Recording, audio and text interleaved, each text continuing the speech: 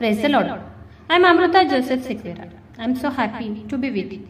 And today we are going to meditate Psalm 34 verse 5. स्तोत्र संहितेचा 34वा अध्याय 5वे वचन आज आपण पाहणार आहोत.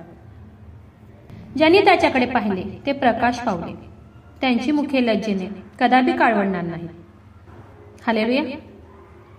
देवाचं वचन हे विश्वासयोग्य आहे. आकाश पृथ्वी टळतील, पण देवाचं वचन सांगते की माझ्या मुखातून निघालेले वचन कधीही टळणार नाही. त्याचा काना मात्र सुद्धा रद्द होणार नाही. वचन काय सांगते की ज्यांनी देवाकडे पाहिले, ज्यांनी देवावर विश्वास ठेवला, भरोसा ठेवला, ज्यांनी देवाकडे आशेने पाहिले, ते काय पावले तर ते प्रकाश पावले, आणि त्यांची मुखे लज्जेने कदापि काळवणार नाही. कुणाची मुखे तर ज्यांनी देवाकडे पाहिले, देवावर विश्वास ठेवला, देवाची आशा धरली, त्याच्या वचनावर विश्वास ठेवला, त्याच्या जे मागे चालले, त्यांची मुखे कधीही काळवणार नाही. ते कधी लज्जित आणि फजित होणार नाही. ते कधी अपमानित होणार नाही, कारण त्यांनी देवाकडे पाहिले आहे. ते कधी हसण्याचा विषय होणार नाही, कारण की त्यांनी जिवंत देवाकडे आपली नजर लावली आहे. त्यांनी जिवंत देवाकडे पाहिले आहे. आपण बायबलमध्ये पाहतो की हन्ना दुःखी होती, कष्टी होती, ती वयोवृद्ध झाली होती, तिला काहीच आशा नव्हती. लोक तिला हसत होते, चिडवत होते, बोट दाखवत होते. ती चर्चेचा विषय झाली होती, हसण्याचा विषय बनली होती. पण त्या परिस्थितीत सुद्धा, त्या दुःखी अशा परिस्थितीत सुद्धा हन्ना मंदिरात जाऊन देवाला हाक मारत होती. देवाची आशा तिने धरली होती. रडून आपलं गाराणं ती देवाला सांगत होती. तिने देवाकडे आपली नजर लावली होती, आणि तिने देवाकडे नजर लावली होती म्हणून ती प्रकाश पावली. देवाने तिच्या जीवनातला अंधकार दूर केला. देवाने तिच्या जीवनामध्ये प्रकाश आणला.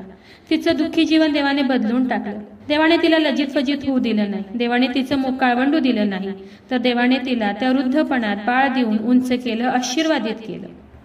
का तर तिने देवाकडे पाहिले, देवावर विश्वास ठेवला, ती मागत राहिली, तिने हार मानली नाही, ती विश्वासात दृढ राहिली. म्हणून देवाने तिचे मुख काळवंडू दिले नाही, तर तिच्या जीवनामध्ये देवाने प्रकाश आणला. खरं देवाचं वचन हे खूप सुंदर आहे. देवाचं वचन हे विश्वासयोग्य आहे. म्हणून आजच्या देवाच्या वचनावर विश्वास ठेवा आणि देवाला म्हणा की हे देवा, मी तुझ्याकडे पाहत आहे, माझं मुख कधीही लज्जेने काळवंडू देऊ नको. असं म्हणून आज तुम्ही देवाला हाक मारा आणि विश्वास ठेवा की तुमचे मुख लज्जेने कधीही काळवडणार नाही. देव तुमच्या जीवनामध्ये प्रकाश आणेल आणि हन्नाप्रमाणे देव तुम्हाला उंच करील, आनंदित करील, तुमच्या जीवनातील सर्व दुःख दूर करेल. पण तुम्ही विश्वासाने देवाकडे पहा, देवाची आशा सोडू नका, सतत देवाला मागत राहा, म्हणजे देव हन्नाप्रमाणे तुम्हाला तुमच्या प्रार्थनेचं उत्तर देईल. देव तुम्हाला हन्नाप्रमाणे आनंदित करेल, उंच करेल. तर चला देवाच्या वचनावर विश्वास ठेवूया, त्याच्या वचनाला क्लेम करूया. नक्कीच या वचनाद्वारे देव तुम्हाला खूप खूप आशीर्वादित करू. खूप जणांना देवाच्या ह्या जिवंत वचनाची गरज आहे. खूप जणांपर्यंत तुम्ही देवाचं हे जिवंत वचन शेअर करा. देव तुम्हाला खूप खूप आशीर्वादित करू. शाल वी प्रे. हालेलुया. स्तुतीस पात्र, स्तुतीस योग्य देवा, धन्यवाद देते. हात उंच करून तुझी स्तुती, तुझा गौरव करते ईश्वराजा. तुझ्या नावाला मान, महिमा, गौरव आता आणि सदा सर्व काळ असू दे ईश्वराजा. सुंदर अशा दिवसासाठी मी मनापासून तुझे आभार मानते ईश्वराजा. सुंदर असं गोड प्रॉमिस प्रभू शोपा तू आज आम्हाला दिले उपकार मानते ईश्वराजा. हो देव बाप्पा, जेवढ्याने तुझं आजचं हे वचन ऐकलंय प्रभू शोपा, त्या प्रत्येकाला तू आशीर्वादित कर प्रभू शोपा. आणि हो देव बाप्पा, जेवढे जण विश्वासाने देव बाप्पा तुझ्याकडे डोळे लावू देत, तुझी आशा धरली आहे प्रभू शोपा. हो देव बाप्पा, त्या प्रत्येकासाठी आग्रहाची विनंती करत आहे प्रभू शोपा. त्यांचं मुख लज्जेने कधीही काळवंडू देऊ नको देव बाप्पा. हो ईश्वराजा, त्यांचं दुःखी जीवन बदलून टाक देव बाप्पा. आणि हन्नाप्रमाणे प्रभू ईश्वपा तू त्यांना उंच कर, आशीर्वादित कर आणि आनंदी कर प्रभू ईश्वपा. माझा विश्वास आहे ईश्वराजा, तू माझी प्रार्थना ऐकलेली. जेवढे प्रेयर रिक्वेस्ट आले तुझ्या हातात देते. प्रत्येकाची प्रत्येक गरज नासरेत कर येशू, तुझ्या नावात तू पूर्ण कर.